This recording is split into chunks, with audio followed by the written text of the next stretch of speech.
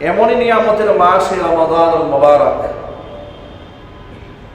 আল্লাহর হাবিব সাল্লাল্লাহু আলাইহি ওয়াসাল্লাম বলেছেন, ইদা দাখালা রমাদান, রমজান যখনই শুরু হয়, ফুতিহাত আবওয়াবুর রাহমা, ফুতিহাত আবওয়াবুস সামা, রমজান শুরু হলো, আসমানের দরজাগুলো উন্মুক্ত হয়ে গেল, রহমতের দরজাগুলো উন্মুক্ত করে দেওয়া হলো। ওয়াগুল্লিকাত আবওয়াবু জাহান্নাম, জাহান্নামের দরজাগুলো বন্ধ করে দেওয়া হলো। ওয়াসুলসিলাতিশ শায়াতিন, শয়তানকে শৃঙ্খলে আবদ্ধ করে দেওয়া হলো। রমজান যখনই শুরু হয়, ইদা দাখালা রমাদান, ইউনাদি মুনাদিন, একজন ঘোষক আল্লাহর পক্ষ থেকে মানুষের মধ্যে এলান করে, ইয়া বাগিয়াল খাইরি আকবিল ওয়া ইয়া বাগিয়াশ শাররি আকসির। আল্লাহর পক্ষ থেকে ফেরেশতারা মানব গোষ্ঠীর উপরে এলান করে, ইয়া বাগিয়াল খাইরি আকবিল, হে কল্যাণের অন্বেষণকারীরা তোমরা এগিয়ে আসো। ওয়া ইয়া বাগিয়াশ শাররি আকসির, হে অকল্যাণ প্রত্যাশী মানুষগুলো, যারা গুনার প্রবঞ্চনায় নিজেকে লিপ্ত রাখো, যারা গুনাহ প্রত্যাশী মানুষ, আকসির, থেমে যাও। এটা গুনাহ করার মাস নয়, এটা ইবাদতের মাস। ফেরেশতারা ঘোষণা করতে থাকে। আবু হুরায়রা রাদিয়াল্লাহু তাআলা আনহু হাদিসের রাবী, বর্ণনাকারী সাহাবী হযরত আবু হুরায়রা বলেছেন, নবী করিম সাল্লাল্লাহু আলাইহি ওয়াসাল্লাম বলেন, কুল্লু আমালি ইবনি আদম ইউদাআফুল হাসানাতু বিআশরি আমসালিহা ইলা 700 দুইফিন। قال الله تعالى إلا الصوم فإنه لي وأنا أجزي به وفي رواية وأنا أجزى به। বর্ণনাকারী সাহাবী হযরত আবু হুরায়রা রাদিয়াল্লাহু তাআলা আনহু বলেন, নবী করিম সাল্লাল্লাহু আলাইহি ওয়াসাল্লাম বলেছেন, রমজানের ইবাদতের মূল্য আল্লাহর কাছে এতটাই বেশি, কুল্লু আমালি বিনি আদম, প্রতিটি আদম সন্তানের আমল কি, ইউদাআফুল হাসানাতু বিআশরি আমসালিহা ইলা 700 দুইফিন, আমলের সওয়াবগুলো আল্লাহ তাআলা 10 গুণ থেকে বৃদ্ধি করে করে 700 গুণ পর্যন্ত বৃদ্ধি করে দেয়। যে কোনো আমল, আদনা থেকে আদনা, ছোট্ট থেকে ছোট্ট, ক্ষুদ্র থেকে অতি ক্ষুদ্র, ক্ষুদ্রাতি ক্ষুদ্র আমলগুলোকে আল্লাহ তাআলা এই মাসে, যার ইখলাস যত বেশি, যার মহব্বত যত বেশি, তার প্রাপ্তিও আল্লাহর কাছে তত বেশি। এর মানে হচ্ছে, এই 30 পারা কোরআন রমজান মাসে নাজিল হলো। এর তেলাওয়াতের গুরুত্ব রমজানে অপরিসীম। প্রত্যেক রমজানে জিবরাইল আলাইহিস সালাতু ওয়াস সালামকে নবী করিম সাল্লাল্লাহু আলাইহি ওয়াসাল্লাম তার উপর নাজিলকৃত কোরআনের যতটুকু অংশ ছিল, প্রত্যেক রমজানে এটা জিবরাইলকে মুখস্থ করে শোনাতেন। জোরে বলেন আল্লাহু আকবার। দাওয়াত করতেন, আমার জিবরাইল রাসূলকে শোনাতেন, নবী করিম সাল্লাল্লাহু আলাইহি ওয়াসাল্লাম জিবরাইলকে শোনাতেন। রমজানে কোরআন তেলাওয়াতের তো বিরাট আমল রয়েছে। যদি কোনো ব্যক্তি রমজানের বাহিরে এই কোরআন তেলাওয়াত একবার শেষ করে পুরো খতম, সে পাবে 10 গুণ সওয়াব। রমজানের বাহিরে, রমজানের ভিতরে যদি সে 1 খতম কোরআন পড়ে, আর সে কোরআনের তেলাওয়াতের মুহাব্বত, ভালোবাসা, আন্তরিকতা, ইখলাস, সওয়াব প্রাপ্তির আশা যদি একেবারে অকুণ্ঠ থাকে, তাহলে 1 খতমের বিনিময়ে সে 10 খতম সওয়াব পাবে না, 700 খতম করলে যে সওয়াব হতো, বান্দার আমলনামা আল্লাহ সেই সওয়াব লিখে দেবে। এই হচ্ছে রমজান মাসের স্পেশাল ফজিলত। এটা অফারের মাস। কিসের মাস যদি বলেন তো ভাই? এটাকে অফারের মাস হিসেবে গ্রহণ করতে হবে। দুনিয়াবি কোনো অফার দেওয়া হলে কোনো কোম্পানির পক্ষ থেকে লোকেরা ঝাঁপিয়ে পড়ে লুফে নেওয়ার জন্য।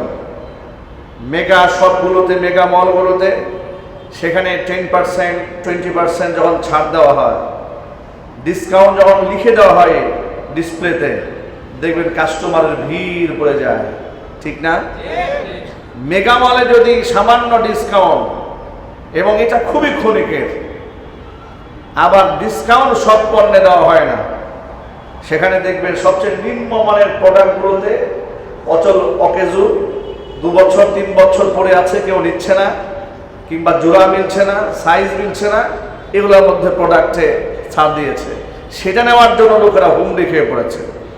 আর রমজান মাস এটা আখিরাত প্রাপ্তির এমন এক মাস যে এই মাসে আল্লাহ তাআলা প্রতিনিয়ত বান্দাকে ক্ষমা করতে থাকেন।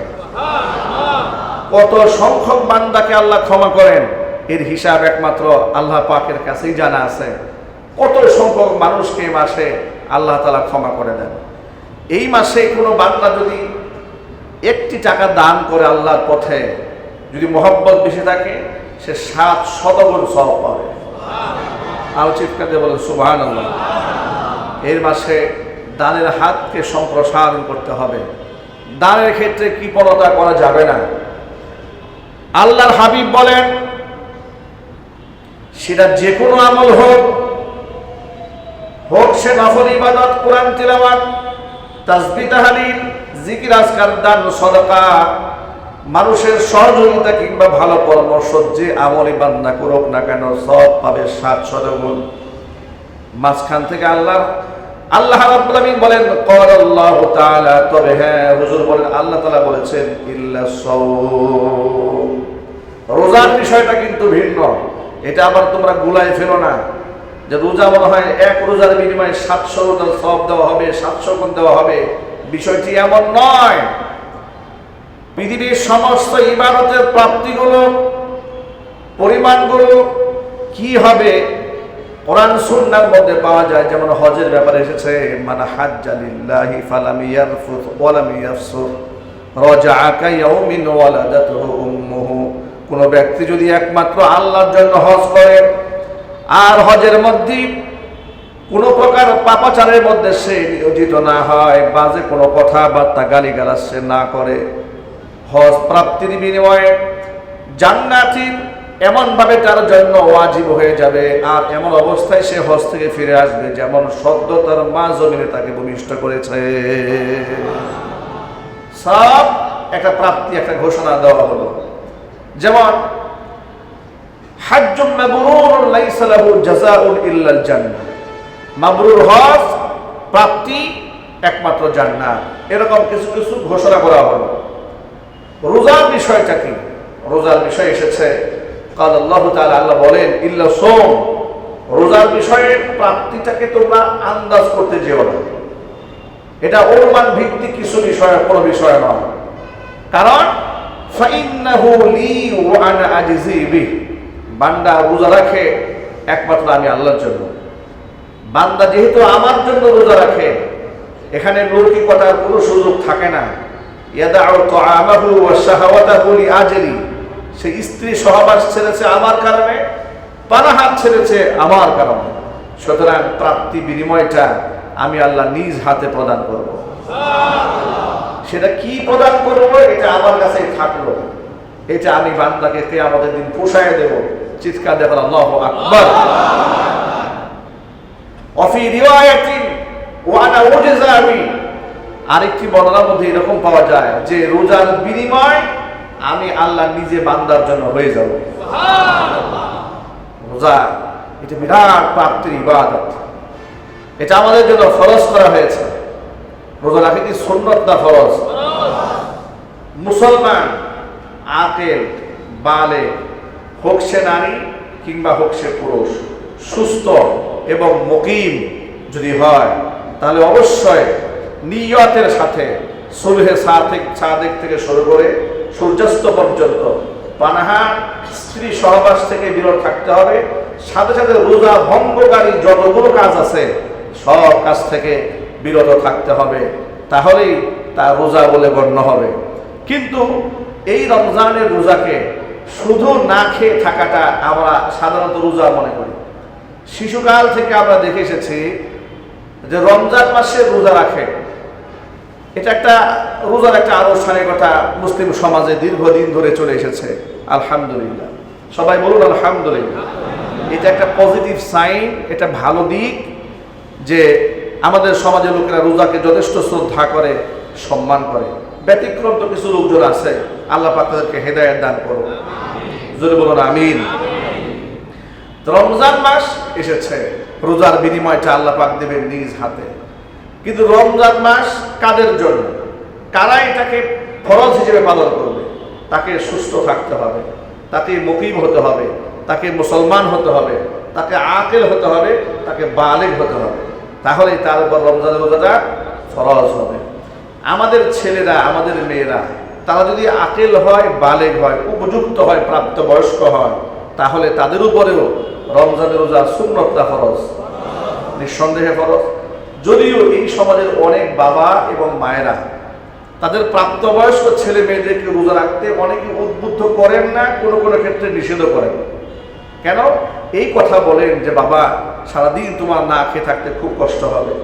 মা, উঠতি বয়সের মেয়ে, যৌবন সুই সুই কিংবা যৌবনে পদার্পণ করেছে, বালেগা হয়ে গেছে, তার উপর রোজা রাখা নিঃসন্দেহে ফরজ। মায়ের আদর করে বলল যে না, রোজা রাখলে তোমার চেহারা নষ্ট হয়ে যাবে, স্বাস্থ্য খারাপ হয়ে যাবে, এ কথা বলে আদর সোহাগ দেখিয়ে সন্তানকে শেষ রাতে ডাকলো না। এরকম বিপদগামী বাবা মা কি এই সমাজে আছে না? নিঃসন্দেহে আছে। ওই সমস্ত গার্জিয়ানদের উদ্দেশ্যে আমাদের স্পষ্ট বার্তা হলো এই যে আমি আমার সন্তানকে, আপনি আপনার সন্তানকে, ছেলে মেয়েদেরকে যতটুকু না ভালোবাসেন কিংবা আমরা ভালোবাসি, আমার আপনার চেয়ে মহান রব তার বান্দা এবং বান্দিকে কোটি কোটি গুণ বেশি ভালোবাসেন। ঠিক কিনা জোরে বলে? এই যে আমাদের যে মহব্বত, আমাদের যে ভালোবাসা, আল্লাহ তাআলা তার ভালোবাসাকে 100 ভাগে ভাগ করেছেন। কত ভাগে? মহব্বতকে আল্লাহ তাআলা 100 ভাগে ভাগ করলেন। 99 ভাগ মহব্বত আল্লাহ তাআলা শুধু নিজের মধ্যে রেখে দিয়ে দিলেন একমাত্র বান্দাকে মহব্বত করার জন্য। আর 1 ভাগ ভালোবাসা গোটা বিশ্ব পরিমণ্ডলের সকল কুল কায়নাতের সমস্ত মাখলুকাতের অন্তরে আল্লাহ পাক ছড়িয়ে দিলেন। 1 ভাগ মহব্বত গোটা পৃথিবীর সমস্ত প্রাণীকুল, সমস্ত মানুষকুল, সমস্ত পক্ষীকুল, সকলের অন্তরে আল্লাহ একদম ছড়িয়ে দিয়েছেন মাত্র 1 ভাগ ভালোবাসা। সেই 1 ভাগ ভালোবাসার একটা ভাগই তো চতুর্দিকে ভাগ করে দেওয়া হয়েছে। কতটুকু সিটা ফোটা আমরা পেয়েছি। এই এতটুকু সিটা ফোটাতে মা ছেলের জন্য, ছেলে বাবার জন্য, বাবা ছেলের জন্য জীবন দিয়ে দিচ্ছে। সুবহানাল্লাহ বলেন। স্বামী স্ত্রীর জন্য, স্ত্রী স্বামীর জন্য, এমনকি পশু পাখিরা পর্যন্ত সন্তানের জন্য জীবন বিকীর্ণ, একদম বিষণ্ণ করে তুলেছে। আল্লাহু আকবার বলেন।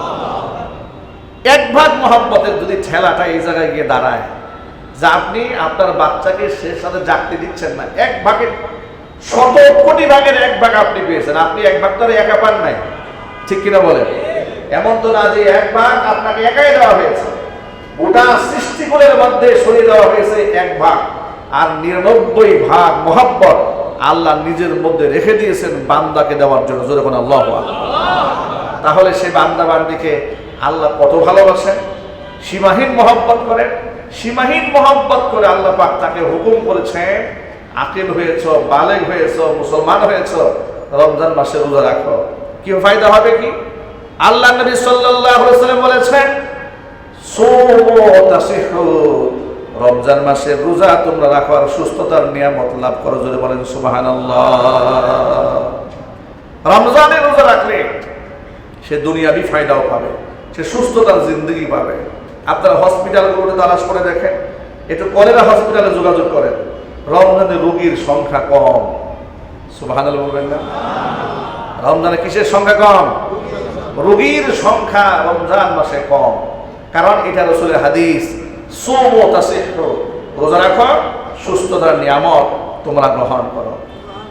সাহাবায়ে কিরাম রাদিয়াল্লাহু তাআলা আনহুম আজমাইন রমজানকে উদযাপন করতেন একটু ভিন্ন আঙ্গিকে। কোন কোন বর্ণনার মধ্যে এসেছে ওমর ফারুক রাদিয়াল্লাহু তাআলা আনহু 2 জন ব্যক্তিকে রমজানে তারাবির নামাজের ইমামতির দায়িত্ব দিতেন। একজন হচ্ছে উবাই ইবনে কাব রাদিয়াল্লাহু তাআলা আনহু, আরেকজন হচ্ছে তামিম আদ-দারি রাদিয়াল্লাহু তাআলা আনহু। এই 2 জনকে তারাবির নামাজের ইমামতির দায়িত্ব দিতেন। আর এই 2 জনে এক এক রাকাতে কম করে হলেও 100 আয়াত করে তেলাওয়াত করতেন। আরো আস্তে সুবহানাল্লাহ বলেন। আমি হতবাক হয়ে যাই, তাদের যুগে ফ্যান ছিল না, বৈদ্যুতিক লাইট ছিল না, মরু প্রান্ত, মরু অঞ্চল, মরু দেশ, একেবারে গরমের তাপে উষ্ণতায় অন্তত ত্রাহি ত্রাহি করত এক ফোঁটা পানির জন্য। সেই জমানায় একটা মাত্র খেজুর খেয়ে ইফতার করে, একটা মাত্র খেজুর দিয়ে সাহারি করে, সারাদিন রমজানের রোজা রেখে এশারের নামাজে দাঁড়িয়ে প্রতি রাকাতে 100 আয়াত করে তেলাওয়াত করতেন। আর সেই তেলাওয়াত তো আমাদের মতো পাইকারি তেলাওয়াত না, ঠিক কিনা বলেন? তেলাওয়াত করতে করতে অবস্থা এমন হতো, সাহাবায়ে কেরাম বলেছেন, তাদের দুজনের নামাজের ইমামতিতে যখন জামাত শুরু হতো, তখন তাদের ইমামতির সেই 20 রাকাত নামাজ শেষ হতো যখন একেবারে ফজরের ওয়াক্তের কাছাকাছি তাহাজ্জুদের সময় ঘনায় আসতো, তখন নামাজ শেষ হতো, এর আগে নামাজ শেষ হতো না। চিৎকার দিয়ে এখন সুবহানাল্লাহ। মানে সাহারি খাওয়ার সামান্য সময়টা রেখে বাকি পুরো সময়টাকে এইভাবেই তারা নামাজে কাটিয়ে দিতেন। এই ছিল সাহাবায়ে কেরামের রমজান উদযাপন। আমাদের রমজান উদযাপনের চিত্রটা সম্পূর্ণ আলাদা, ঠিক না ভাই? বিরাট আমাদের প্রস্তুতি, ব্যাপক প্রস্তুতি। এক একজনের ঘরে 10 আইটেম 15 আইটেমের খাবার, সারা বছরে খায় নাই, সব জমা রাখছে রোজায় খাওয়ার জন্য। কথা বলে না, কারণ সারা বছর তো খাওয়ার সময় পায় না, রমজানে খাবারের বিরাট মেনু। আর এই সুযোগে অসাধু ব্যবসায়ীরা সব কিছুর দাম বাড়িয়ে দিয়েছে। ব্যবসায়ীরাও বুঝে যে এটা এক জাতি, এক এমন আন্ধা জাতি, এই জাতি জন্মের খাওয়া খাই রমজানে, সুতরাং খাবারের দাম বাড়াইলে কোনো অসুবিধা নাই, ঠিক কিনা বলে? আল্লাহ উভয় পক্ষরে হেদায়েত দান করুন। আমরা আমাদের চাহিদাকে কমাই ফেলবো, আমরা বলি ইনশাআল্লাহ। আরো যদি বলি ইনশাআল্লাহ। মানুষ, আঞ্চলিক একটা কথা আছে যে অভ্যাসে দাস। শরীরকে আপনি যেভাবে গড়বেন, শরীর ঠিক সেভাবেই গড়বে। আমার মনে আছে আমি ঢাকাতে ছাত্র জীবনে 2001 সালে হাজারীবাগ আনোয়ারুল উলুম বটতলা মাদ্রাসাতে প্রথম বর্ষে হিফজ শেষ করে ভর্তি হওয়ার জন্য যাচ্ছি। হাজারীবাগ ট্যানারি মোড় যখন পার হচ্ছি, ট্যানারি মোড়ের ট্যানারির যে দুর্গন্ধ, এটা নাকে আসা মাত্র অবস্থায় এত বেগতিক হলো যে আমার চোখ থেকে পানি ঝরা শুরু হলো, মনে হচ্ছে চোখ দিয়ে রক্ত বের হয়ে যাবে। বমি এমনভাবে হওয়া শুরু হলো যে কোনোভাবে আমি থামাতে পারতেছি না। একদিক থেকে বমি হচ্ছে, একদিক থেকে চোখ থেকে পানি ঝরতেছে। পানি ঝরেও যে আবার মুহূর্তে ভালো হয়ে যাচ্ছে তা তো না, কারণ পুরো এলাকা জুড়ে দুর্গন্ধ। আমি তাকে দেখি দিব্যি, আমি করতেছি বমি, আর পাশে লোকেরা দিব্যি খানা খাচ্ছে, কারো মুখে কোনো মাছ নাই, কিচ্ছু নাই, দিব্যি খাবার দাবার খাচ্ছে, ঘুরে বেড়াচ্ছে, স্বাভাবিক জীবন যাপন করতেছে। তো সেখান থেকে বের হয়ে যাওয়ার পরে এলাকার স্থানীয় লোকদেরকে জিজ্ঞেস করলাম যে তারা সেখানে এইভাবে স্বাভাবিক জীবনযাপন কি করে করে। তারা বলল, হুজুর, মানুষ তো অভ্যাসে দাস। তারা এগুলা শুকতে শুকতে অভ্যাসটা এমন হয়ে গেছে যে তাদের কাছে পুরো দুর্গন্ধ আর দুর্গন্ধই মনে হয় না। যদি যারা আতরের দোকানে চাকরি করে এদেরকে এখানে আনলে যারা দম বন্ধ হয়ে মারা যাবে, আর এদেরকে যদি আমি খুশবুর দোকানে নেন ওরা দম বন্ধ হয়ে মারা যাবে। কথা ঠিক না? ঠিক বলে আমি এখান থেকে আপনাদেরকে মেসেজ দিতে চেয়েছি, আমাদের দেহটাকে আল্লাহ তাআলা এমন একটা মেকানিজমে তৈরি করেছেন, আপনি এটাকে যেভাবে সেট করবেন আল্লাহ তাআলা আপনার জন্য দেহটাকে সেভাবে মুওয়াফিক বানাই দেবেন। সুবহানাল্লাহ বলেন। এই যে রিক্সাওয়ালা ভাইরা দিনের বেলায়, আপনার এখন তো অটো বেশি হয়ে গেছে, পায়ে প্যাডেল করে যে রিক্সাগুলো চালানো হয়, আমি এরকম আমার বাস্তবে অনেক মানুষকে দেখেছি রিক্সা চালাচ্ছে কিন্তু রোজাদার। কি নাই ভাই সমাজে? রিক্সা চালক রোজাদার, দিন মজুর রোজাদার, কৃষক, শ্রমিক, কুলি, মজুর, ঠেলাওয়ালা রোজাদার, গার্মেন্টস শ্রমিক রোজাদার, আছে না নাই? আরো যদি বলেন। হজের সফরে আল্লাহ তাআলা যখন নিয়েছিলেন, আমরা হজের সফরে, তখন আমার বয়স আরো কম ছিল, 2013 সালের কথা। আর অনেক লম্বা সময়, 11 বছর পার, 14, আপনার কত বছর হয়ে গেল? প্রায় 12 বছর পার হয়ে গেল। এই যে 12 বছর আগের কথা, তখন আমার স্বাস্থ্যটা এত ভারী ছিল না, আরো হ্যাংলা পাতলা ছিলাম, চলাফেরা আরো সহজ ছিল আমাদের জন্য। আমাদের সাথে এক ভদ্রলোক হজ করেছে তার মাকে নিয়ে। তো মাকে নিয়ে যখন হজ করেছে, মিনা থেকে যখন জামারাতে পাথর মারতে যেতে হয়, আপনারা হজের সফরে যারা গিয়েছেন অভিজ্ঞতা আছে, লম্বা একটা পথ হেঁটে গিয়ে পাথর মারতে হয়। উনি ওনার এক মাজুর মাকে নিয়ে হজে গেলেন। ঢাকাতে জেনারেল শিক্ষিত একজন মানুষ, খুবই সুসভ্য ভদ্রলোক। ওনার মাকে হুইল চেয়ারে ঠেলতে হয়, আর আমরা চলি খালি পাই এমনিতে একা সিঙ্গেল। আমরা দেখেছি উনি ওনার মাকে যে হুইল চেয়ারে ঠেলতেছে, কোথাও উঁচু জায়গা আছে, কোথাও নিচু জায়গা আছে, কোথাও পাহাড়ি এলাকা আছে, এই ঠেলতে ঠেলতে ঠেলতে ঠেলতে আমরা যে সিঙ্গেল মানুষ হাঁটতে হাঁটতে হাঁপিয়ে যাচ্ছি, কোনো জায়গায় বসে উঠতেছে। উনি ওনার মাকে নিয়ে হুইল চেয়ারে ঠেলতে ঠেলতে আমাদের আগে পাথর মাথে চলে যাচ্ছে। আরো যদি বলেন সুবহানাল্লাহ। এরকম কয়েকবার হয়েছে, দেখেছি যে জামানাতে পাথর মায়ে এসে আমরা আসতেছি, আমাদের আগে উনি পাথর টাথর মেরে ওনার মায়ের হুইল চেয়ার দিয়ে ঠেলে আমাদের তাবুতে ঢুকে গেছে।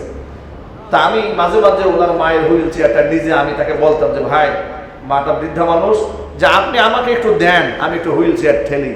উনি খুব আনইজি ফিল করতেন, একটু বিব্রত বোধ করতেন যে আমাদের কাফেলার মুআল্লিম, আমাদের হুজুর, আমাদের শিক্ষক, তিনি আমার মায়ের চেয়ার হুইলটা ঠেলবেন, এটা খারাপ লাগে। ওরা সুযোগ পেলে আমাদের টাওয়েলটা এগিয়ে দেয়, ওজুর পানিটা এগিয়ে দেয়, আমি চাইছি হুইল চেয়ার ঠেলতে, দিচ্ছে না। আমি বললাম যে ভাই, আপনি তো অনেক সওয়াব কামাচ্ছেন, আমি একটু হেল্প করি আপনাকে হজের সফরে, এটা আমার জন্য একটা সওয়াবের কাজ হবে, আমার একটা মানসিক তৃপ্তির কারণ হয়ে দাঁড়াবে। তিনি আমাকে দিলেন। আমি ঠেলে দেখলাম যে বেশ কষ্ট হচ্ছে। আমি উপলব্ধি করলাম যে আমার কাছে বেশ ভারী বোঝা। আর মনে মনে ভাবতেছি, এই ভদ্রলোক এত লম্বা সময় এই সফরে সে সাই করছে হুইল চেয়ার ঠেলে, তাফ করছে হুইল চেয়ার ঠেলে। আমরা নিচতলাতে তাফ করি, হুইল চেয়ারটা উপরের ফ্লোরে বিরাট লম্বা জায়গা নিয়ে হুইল চেয়ারটা সফর করতে হয়, উনি সেটা তাফ করতেছেন। আমি লক্ষ্য করেছি যতগুলো কাজ উনি করেছেন, সমস্ত কাজগুলো আমরা সিঙ্গেলরা যতটুকু না করেছি তার থেকে বেশি উনি হুইল চেয়ার নিয়ে করেছেন। সাহায্য কে করেছেন জোরে বলেন তো? উনি মানসিকভাবে প্রস্তুতি নিয়েছিলেন, আমার এই হজের কার্যক্রমগুলো আমাকে শেষ করতেই হবে আমার মাকে নিয়ে। আল্লাহ পাক তার জন্য সহজ করে দিয়েছিলেন। আমরা এখান থেকে সবক নিতে চাই যে আমরা হাজার কষ্টের মধ্যে যদি আমাদের মানসিক প্রস্তুতি এমন হয় যে রমজানে যত প্রচন্ড খবরতাপ হোক না কেন, যত প্রচন্ড রৌদ্র হোক না কেন, এই রোজা আমাকে রাখতেই হবে। আমি আমার দেহকে, আমার মনকে, আমার ব্রেইনকে, আমার চিন্তাকে যদি আমি আমার পক্ষ থেকে এই মেসেজটা দিয়ে রাখতে পারি যে এটা আমাকে আদায় করতেই হবে, আমার একটু কষ্ট লাগবে না। রমজানের রোজার মধ্যে আমরা আনন্দ খুঁজে পাবো। ঠিক কিনা জোরে বলেন? নবী করিম সাল্লাল্লাহু আলাইহি ওয়াসাল্লাম এই রোজা আসার 2 মাস আগে থেকে আল্লাহর কাছে শুধু রমজান পাওয়ার জন্য দোয়া করে থাকতেন। তিনি আল্লাহকে ডেকে বলতেন, আল্লাহুম্মা বারিক লানা ফি রজব ওয়া শাবান ওয়া বাল্লিগনা রমাদান। আল্লাহ তাআলা রজব শাবান আমাদের বরকত দান করো, রমজান পর্যন্ত আমাদের নেক হায়াত দারাজ করে দাও। রমজান মাসে যদি কোনো বান্দা একটি নফল ইবাদত করে, অন্য মাসে আল্লাহ তাআলা একটি ফরজ ইবাদতের সমতুল্য সওয়াব বান্দার আমলনামায় দান করে দেন। রমজান মাসে একটি ফরজ যদি কোনো বান্দা আদায় করে, অন্য মাসে 70টা ফরজের সওয়াব আল্লাহ পাক বান্দার আমলনামায় দান করে দেন। রমজানুল মুবারকের রোজা সম্পর্কে মহান আল্লাহ পাক বলেন, আস-সাওমু লি ওয়া আনা আজজি বিহি। বান্দা রোজা রাখে আমার জন্য, বান্দা রোজার বিনিময়টা আমি আল্লাহ তাআলা বান্দাকে নিজ হাতে প্রদান করব। প্রশ্ন হচ্ছে, আমরা নামাজও পড়ি আল্লাহর জন্য, হজও করি আল্লাহর জন্য, যাকাতও দিই আল্লাহর জন্য, এমনকি যত প্রকারের ইবাদত বন্দেগী যা আছে সব আমরা করি কার জন্য? কিন্তু আল্লাহ তাআলা কোনো একটি জায়গার মধ্যে বললেন না আস-সালাতু লি, আজ-যাকাতু লি, আল হাজ্জু লি, হজ আমার জন্য, নামাজ আমার জন্য, যাকাত আমার জন্য। এভাবে না বলে শুধু রোজার ব্যাপারে কেন বললেন? এর কারণটা কি?